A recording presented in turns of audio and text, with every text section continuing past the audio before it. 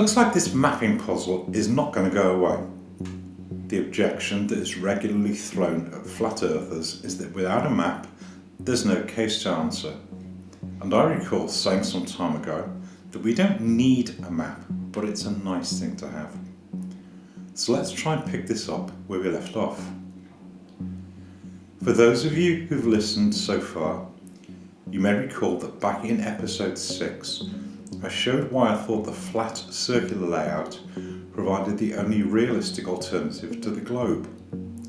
The dew line that was built across the top of Canada seems to preclude all the flat earth maps that have the North Pole at the edge or at one of the corners. I also recall saying that I've seen no credible evidence for the giant waffle that needs everything to fall off one edge, missiles and all, and pop back up on the other edge. So I'm inclined to dispose of the giant waffle post-haste and move on to more important things. The story so far seems to suggest that the only real layouts that might work are the flat circular maps, or it's back to the globe again. They seem to show the same thing, except that one of them has a curved surface and the other is flat. There are hundreds of reasons to believe that the surface is flat, and each of us have preferences about which ones are sufficient to prove it ourselves. Most people seem to like Alex Gleason's layout, and once you get past the pointless objections about spelling mistakes, it's fairly easy to see what goes where. But let's be clear here. There are dozens of maps that claim to show what the Earth looks like. The United Nations map and its various spin-off agencies was designed in 1948. The Hammond's Age map that was made in 1943. Alex Gleason's map was made in 1892. Samuel Rowbottom's layout was made in the 1860s. And this French map was made in 1781. There's even this Oriental map that's claimed to date back to the 10th century. From time to time, other maps also seem to pop up, showing the same layout beyond the Antarctic Circle. And while some also claim to show more land beyond the Antarctic Circle, it's hard to give them any credibility beyond some wishful thinking. The limits of the Antarctic really are as far as we can go for the time being. It seems that the world that's bounded by the Antarctic Circle shows a fairly consistent layout, but there are one or two things that need looking at a bit more closely. I'm going to use Alex Gleason's map again as a start point because it's a fairly clean map, but it contains a lot of additional information that I don't really need for the moment. So let's see if we can simplify things. Alex Gleason's map is claimed to have been created as the basis for a timekeeping device that he patented at the end of the 19th century. And while it's an interesting proposition in itself, we really only need the mapped land masses for the purposes of building a map of the world. Most people recognise it as it stands, but let's see if we can clean it up a bit more. The first thing is to trim the extras away for a moment and rotate the map so that the prime meridian runs down from the middle. For anyone who can't hear an accent, I live in the UK and I've grown accustomed to working with the map this way around, but you can turn it any way that suits your purposes. To simplify things further, I've retraced the layout so that we can concentrate on the land masses and add the bits we need as we go along. It shows the land masses that most of us recognise, with the Antarctic running around the outside edge and the North Pole at the middle. I've also taken the liberty of putting Mount Meru back at the North Pole and based on Mercator's map as an alternative to the blank, empty space that the globe seems to suggest. One of the ways by which the detractors seem to explain this layout away is to claim that it's nothing more than a projection of the globe. If you believe that the world is flat, I would suggest that it's really what Alex Gleason states it to be. It shows the world as it is, and that in reality it is the globe which is a projection of the flat circular world. This layout does still present us with a few problems though. Specifically, that some of the distances still seem to be off, and perhaps some of the land masses are not quite where we think they are. I suppose the first place to start is to take a closer look at the scale. If we go to the bottom of Alex Gleason's map, there's a scale that most of us have seen but not really thought about too closely. Nowadays, most people seem content to accept the metric unit of kilometres as their basis for measuring distances, but they're a fairly modern contrivance, and hopefully most of you still have a working sense of miles. Alex Gleason's map shows two scales, side by side, using nautical miles and English or land miles. Nautical miles are generally used for navigation at sea or in the air, and need not concern us too much here, except to say that they are built on the globular model that used the stars to navigate out on the oceans where there were no recognisable points of reference. Modern GPS seems to have done away with much of that, although any good navigator will understand the difference. Nautical miles also work well for the globular model, which uses units that are multiples of 60, that work well with circles but are not much use anywhere else. If we look a little closer at the scale, you'll find that there are 60 nautical miles for each circular degree, and is convenient only because the degrees on any circle are subdivided into 60ths and the units work well together. All circles are divided into 360 degrees. Take a look at any protractor and you'll see that they are all the same. The scale on Alex Gleason's map shows that each degree on the map corresponds to 60 nautical miles. But a closer look shows that 60 nautical miles is the same as 69 land miles, with which most of us are reasonably familiar. So each degree on the map is equivalent to 69 miles. I'm going to work with land miles as it's something that most of us are familiar with, and most of us could go out and get some sense of how big a land mile really is. There are many circles on Alex Gleason's map, but there are only two places on the layout where we can define a scaled circle around which we could measure out 360 degrees, around the edge and around the equator. Using the scale on his map, 360 degrees, where each degree is 69 miles long, would give us a circle that measures 24,840 miles. Is that figuring any bells? It should do. For all practical purposes, it's the length of the equator around the globe. I don't want to get too waylaid with numbers for a moment, as it seems to put some people off. I'll ask you to accept my numbers for a moment, as I'm more concerned to give an overview of what they might really mean, and I'll show the number sheets at the very end for those who'd like to see them in more closely. I'm not one for coincidences, so if the length of the equator on the flat circular layout is the same as the globe, we might be heading in the right direction. Let's see where they go. If we accept that the equator is the right length, it means that the diameter of the circle that is bounded by it would be a touch under 8,000 miles, and so the diameter of the whole flat circular layout would be a touch under 16,000 miles. One step on from there would give us a total circumference for the flat circular world as a shade under 50,000 miles. It's interesting if you take a look back at the voyages of James Cook and see how long he took to sail around the Antarctic.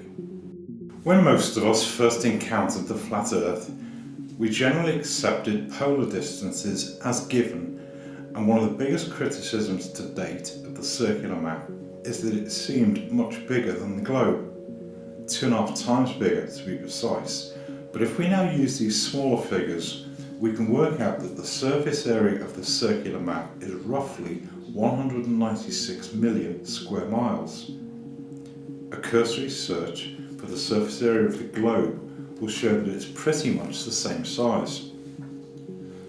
There will undoubtedly be a few detractors who will shout that the globe is about 500,000 square miles bigger. So to provide some context, 500,000 square miles is about the size of Sweden. The difference between the two models is the size of Sweden. For all practical purposes, they're the same size. If we dig a little deeper, it throws up something else that might interest you. On a flat circular map, the Arctic Circle and the Antarctic Circle are both a touch over 66 degrees from the equator, areas that the likes of you and me are unlikely to ever visit, but it gives us a band around the edge and around the North Pole that is off limits. If we take the total surface area and subtract the central section that is bounded by the Antarctic Circle, it shows that the area outside the Antarctic Circle covers some 48 million square miles. And with the Arctic covering a further 3.5 million, it means that of the total surface area of the world, there is a little over 26% that's off limits to you and me. That is 1/4 of your world that is out of bounds, but with a globe that seems to suggest that it's just some chilly little zone at the top and one at the bottom. So I ask a question: how much of your world do you really know? It seems almost incredible that so much of the world could be hidden before your eyes, but it might not be as hard as it first appears. By whatever means the flat circular world was hidden, we have to acknowledge that it was done with some considerable thought, and that many of the great minds of this world have not so much lied as they've massaged the truth. The countries that are spread around the world certainly exist, so the globe can't be a complete fabrication, rather that the truth has been pulled and pushed to fit their model. Pressing on, if the surface area of the flat circular world is the same as that of the globe, why do some of the distances seem so wide of the mark? Surely they can't be that wrong. In truth, I'm not sure they are that wrong. I just don't think we always look as close as we should. We base our sense of scale on the figures we're given, rather than what they might really be. So let's see if we can tighten things up a bit more. If we accept that the surface area is pretty much on the mark, the only difference is the placement of the land masses themselves. We can keep the equator where it is on the flat circular world. That seems to measure up for the time being. But I invite you to think back to episode 6 for a moment and recall the exercise where I drew the circular map, then wrapped it around a ball.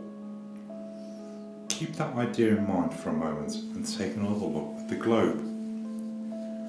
For the sake of familiar terminology, let's stick with calling everything inside the equator as the northern hemisphere and everything outside of it to be the southern hemisphere.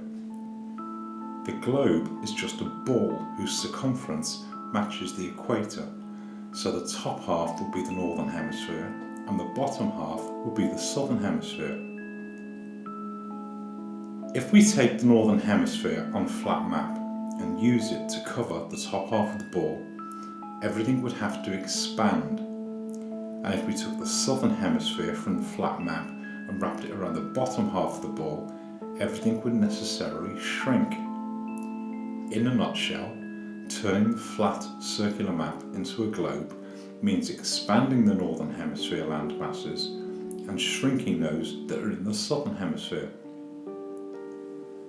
Another way to think about how the map has been distorted is to consider that on a flat circular map, the southern hemisphere, which is everything outside the equator, has an area that is 3 times that of the northern hemisphere. On a globe, the northern hemisphere and the southern hemisphere are the same size, so to make the flat circular map into a globe, with the same sized equator means that the areas in the northern hemisphere be doubled in size and those in the southern hemisphere be dropped by 1/3, and hey presto, you have your globe. Anyone who's familiar with the Gauss-Peters projection will know that there is some controversy about the actual sizes of the continents. To wit, that the imperialistic northern hemisphere continents were expanded by Mercator and the southern hemisphere continents were reduced. If the Gauss-Peters projection has any truth to it, the globe becomes decidedly small when it comes to accommodating more accurate landmasses. In short, they don't fit. Our flat circular world has been distorted by expanding the northern hemisphere and shrinking the southern hemisphere. So I have another question for you. If the world has been distorted, how has it been hidden? It's really rather easy, but before we go any further, I'd like to add something else to the map. On the basis that the equator seems to be the correct length on this map, we can dispense with any further need to convert circular measurements into distances and use the map to provide its own scale. The equator on the flat circular world gives us a diameter of about 8,000 miles. If we use that distance as a yardstick, it's fairly easy to scale it up and provides us with a fairly accurate scale that can then be used to measure any other distance on the map. I've used this one and split it down to 1,000 mile steps that can then be used to measure the flat distances between points on the map. I've also marked off the distances in kilometres for those of you who prefer metric units, but I'll continue using miles for the sake of continuity. It seems that the illusion has been to make the northern hemisphere appear bigger and the southern hemisphere to appear smaller than they actually are. So to go from the globe back to the flat circular map needs only that we shrink the northern hemisphere landmasses and expand the southern ones back to their proper sizes. If you think for a moment about how we navigate around the world, on the land, most of us don't generally travel far enough for the differences to be noticeable, but in the air and over the oceans, it's another matter. On the oceans and in the air, we never travel directly from A to B. Aircraft and ships are confined to very specific flight corridors and shipping lanes. With the exception of short domestic flights by private pilots, pilots don't plan the details of their route beyond putting the destination into a computer called a flight management system, which then controls the plane over the route that it's taken. Flights in the northern hemisphere can very easily be made to appear to be longer than the distance from A to B. The southern hemisphere is a little different. There are no shortcuts on the flat Earth, so the southern hemisphere is generally hidden by routing almost all air traffic into the northern hemisphere and then back out again. The travel time is so stretched that it's hard to establish exact distances. If you go to any standard reference, all the distances between different places around the world will be provided and calculated using the globe. They have to be to continue supporting the model. If we're to tighten things up, we can't really rely on the globular distances to figure out the layout of a flat circular world. There have been one or two people who've tried to figure out what the map looks like, and all seem to run into problems when things didn't fit.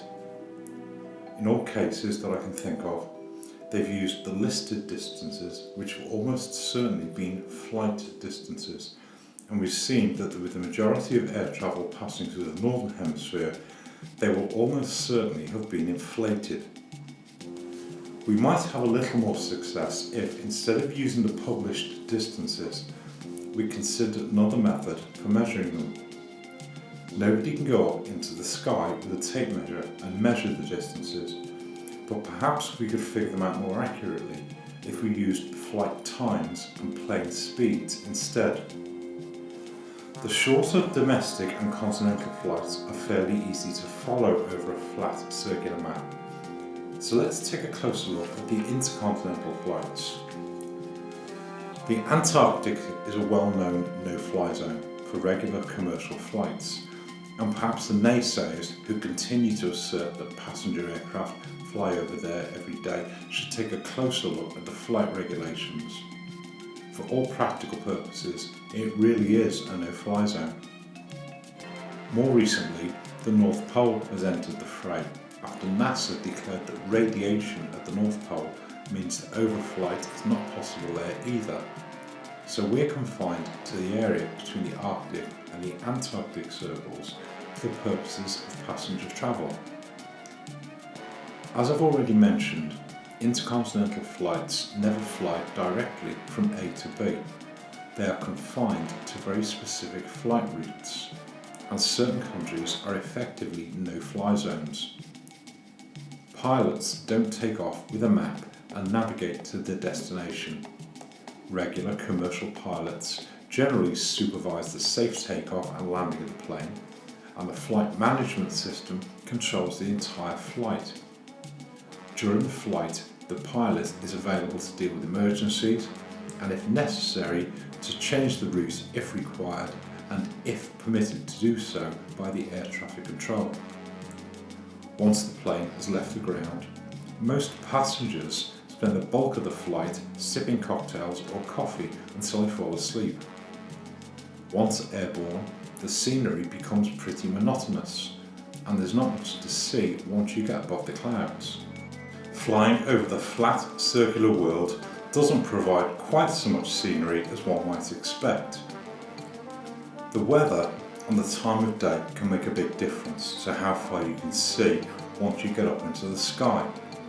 But if we take a perfectly clear day, there is a rough calculation that pilots and scientists use to gauge visibility, and that at 35,000 feet, which is the average height for an intercontinental flight, its visibility is about 170 miles.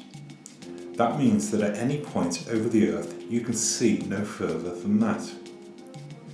For all practical purposes, once you're over the oceans, there is nothing to see, no pun intended, and your only real point of reference will be the pretty display on the back of the seat in front of you.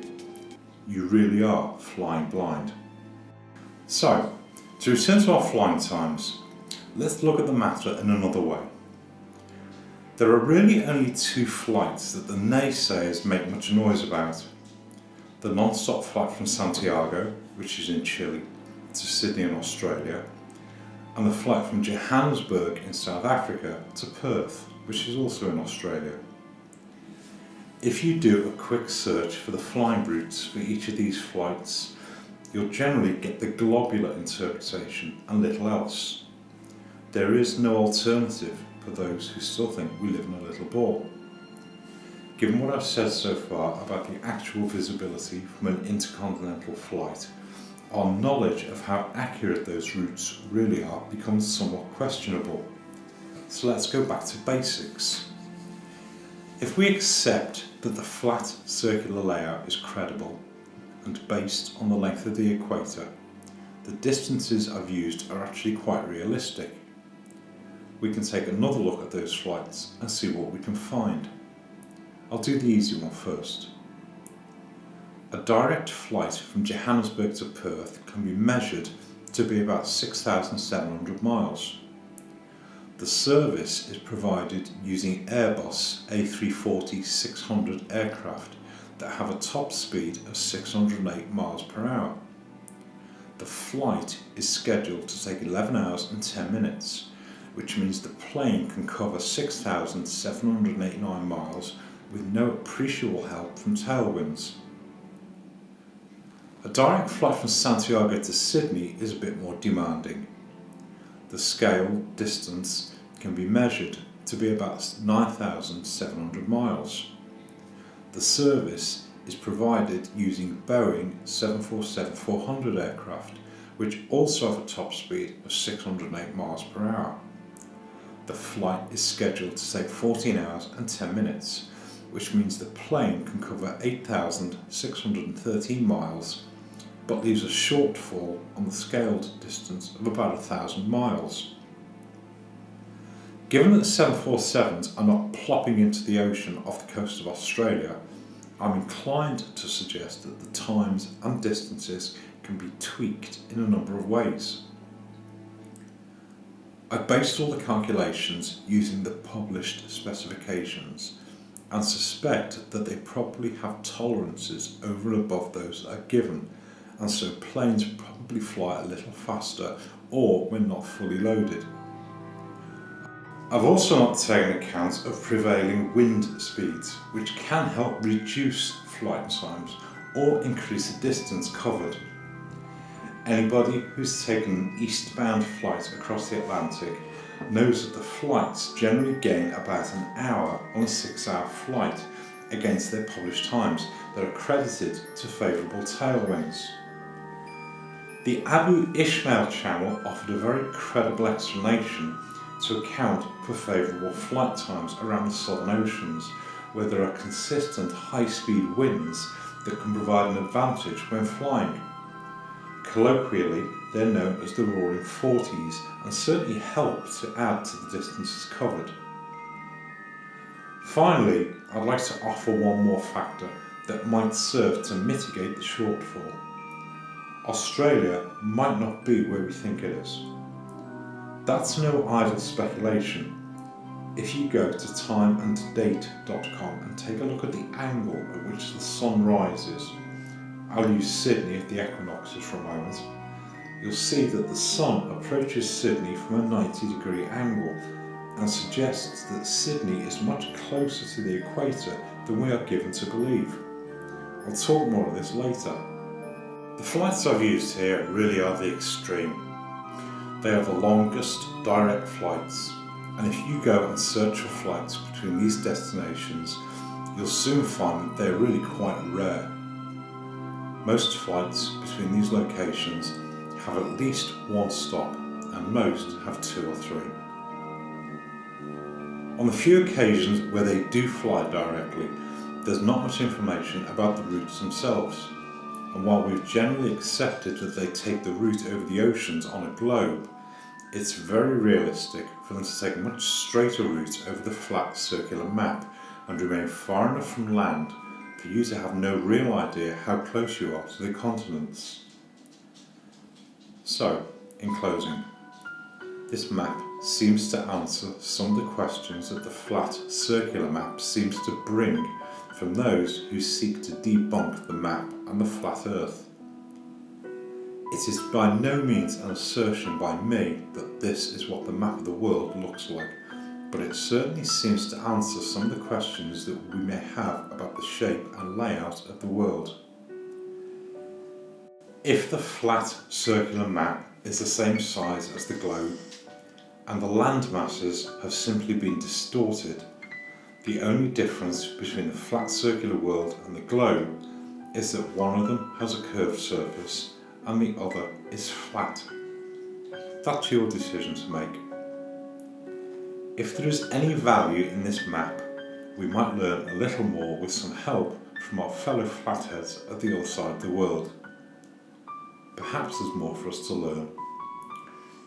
Thank you for listening.